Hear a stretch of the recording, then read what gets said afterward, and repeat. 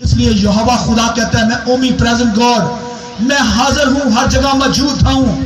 اس لیے ہمیں خداوند کی آنر کرنی، عزت کرنی، اس کی پرستش کرنی ہے، ایمان سے اس کو پانا ہے، کیونکہ ایمان سے ہم آسمانی چیزوں کو حاصل کرتے، زمینی چیزیں بھی ایمان ہی سے حاصل کی جاتی ہے.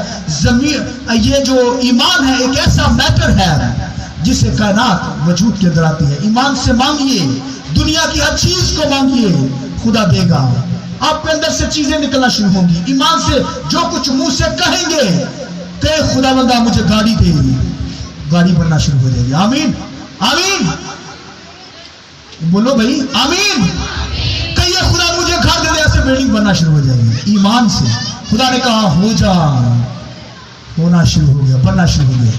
ایمان ایک ایسا میٹر ہے، ایمان سے کائنات کی ہر چیز بن جاتی ہے. اس لیے ایمان سے ہم خدا کو ریسیو کرتے ہیں، ایمان سے ہم خدا کو دیکھتے ہیں، ورنہ خدا انسین، خدا کو کوئی دیکھ نہیں سکتا، مگر ایمان سے ہم خدا کو دیکھتے ہیں کیونکہ وہ یہاں موجود ہے. آمین.